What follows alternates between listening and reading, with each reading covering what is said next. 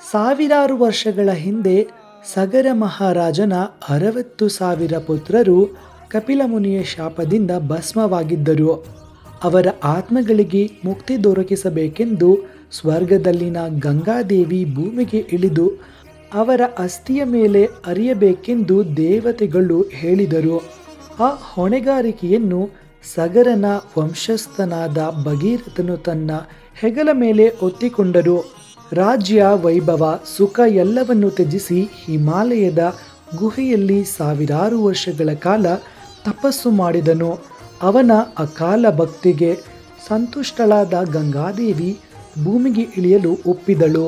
ಆದರೆ ಅವಳ ಪ್ರಚಂಡ ವೇಗವನ್ನು ಭೂಮಿ ಸಹಿಸಲಾರದೆಂದು ನಾಶವಾಗುವುದರ ಬಗ್ಗೆ ಭಯವಿತ್ತು.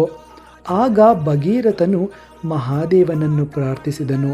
ಕರುಣಾಮೂರ್ತಿಯಾದ ಶಿವನು ತನ್ನ ಜಟೆಯಲ್ಲಿ ಗಂಗೆಯನ್ನು ಹಿಡಿದು ಅವಳ ಉಗ್ರವೇಗವನ್ನು ಶಾಂತಗೊಳಿಸಿದನು. ನಂತರ ತನ್ನ ಜಟೆಯಿಂದ ಮೃದುವಾಗಿ ಗಂಗೆಯನ್ನು ಭೂಮಿಗೆ ಹರಿಸುವಂತೆ ಮಾಡಿದನು.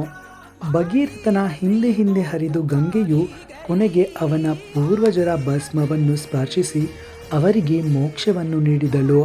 ಆ ದಿವ್ಯ ಸ್ಮರಣೆಯೇ ಇಂದು ಎಂಬ ಪವಿತ್ರ ಕ್ಷೇತ್ರವಾಗಿ ಪೂಜಿಸಲ್ಪಡುತ್ತದೆ. ಇಂದಿಗೂ ಗಂಗೋತ್ರಿಗೆ ತೆರಳುವ ಪ್ರತಿಯೊಬ್ಬ ಯಾತ್ರಿಕನಿಗೂ ಒಂದು ಸತ್ಯ ಅರಿವಾಗುತ್ತದೆ. ನದಿಯ ನೀರು ಕೇವಲ ದೇಹವನ್ನು ಶುದ್ಧಗೊಳಿಸುವುದಿಲ್ಲ, ನಂಬಿಕೆ, ತಪಸ್ಸು ಮತ್ತು ದೇವರ ಕೃಪೆ ಸೇರಿದ ಆತ್ಮವು ಪವಿತ್ರವಾಗುತ್ತದೆ. ಇನ್ನು ಯಮುನೋತ್ರಿಯ ಬಗ್ಗೆಯೂ ನೋಡುವುದಾದರೆ, ಹಿಮಾಲಯದ ಎತ್ತರದ ಹಿಮಶಿಖರಗಳಿಂದ ಒಂದು ದಿವ್ಯ ಕಥೆ ಆರಂಭವಾಗುತ್ತದೆ. ಸೂರ್ಯದೇವ ಮತ್ತು ಸಂಜ್ಯಾದೇವಿಯ ಪುತ್ರಿಯಾಗಿ ಜನಿಸಿದ ಯಮುನಾ ದೇವಿಯು ತನ್ನ ಅಣ್ಣಂದಿರಾದ ಯಮಧರ್ಮರಾಜರೊಂದಿಗೆ ಬೆಳೆದಳು.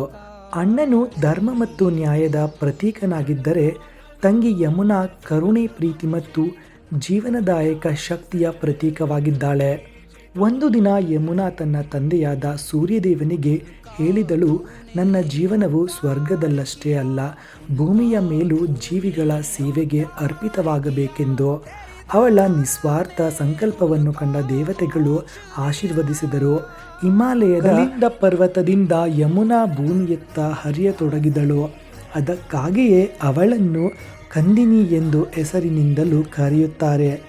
ಭೂಮಿಗೆ ಇಳಿದ ಯಮುನಾ ತನ್ನ ತಂಪಾದ ನೀರಿನಿಂದ ಒಣಗಿದ ನೆಲವನ್ನು ಹಸಿರುಗೊಳಿಸಿದಳು. ಅವಳು ಹರಿಯುತ್ತಾ ಎಲ್ಲೆಡೆ ಜೀವ ಚಿಗುರಿತ್ತು, ಬೆಳೆಗಳು ಬೆಳೆಯಿತು ಮತ್ತು ಜನರ ಬದುಕಿಗೆ ಹೊಸ ಆಶಾಕಿರಣ ಮೂಡಿತ್ತು.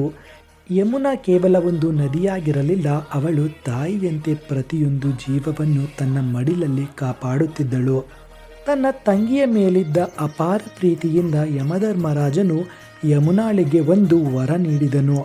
ಯಾರು ನಿನ್ನಲ್ಲಿ ಭಕ್ತಿಯಿಂದ ಸ್ಮರಿಸುತ್ತಾರೋ, ನಿನ್ನ ಪವಿತ್ರ ಜಲದಲ್ಲಿ ಸ್ನಾನ ಮಾಡುತ್ತಾರೋ ಅವರಿಗೆ ನನ್ನ ಭಯವಿರುವುದಿಲ್ಲ. ಅವರಿಗೆ ಜೀವನದಲ್ಲಿ ಧರ್ಮ, ಆಯುಷ್ಸು ಮತ್ತು ಶುಭ ಹೆಚ್ಚಾಗುತ್ತದೆ.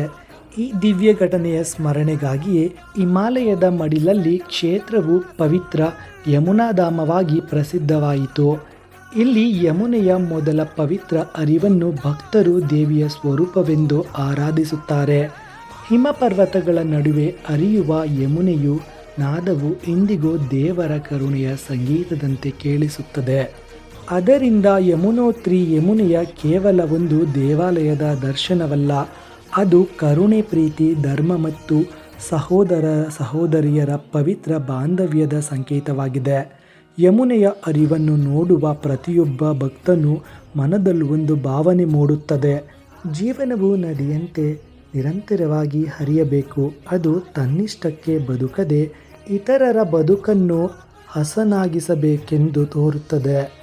ಇದು ಗಂಗೋತ್ರಿ ಮತ್ತು ಯಮುನೋತ್ರಿಗೆ ಭೇಟಿ ನೀಡುವ ಪ್ರತಿ ಭಕ್ತನ ಹೃದಯದಲ್ಲಿ ಮೂಡುವ ಒಂದು ವಿಶೇಷ ಶಕ್ತಿಯಾಗಿದೆ. ನದಿಗಳು ಜೀವನದುದ್ದಕ್ಕೂ ಜನರಿಗೆ ಸಹಾಯವಾಗುವ ರೀತಿ ನಮ್ಮಲ್ಲಿಯೂ ಹೊಸ ಬದಲಾವಣೆ ಬೆಳಕು ಮೂಡಬೇಕು. ಓಂ ನಮಃ ಶಿವಾಯ.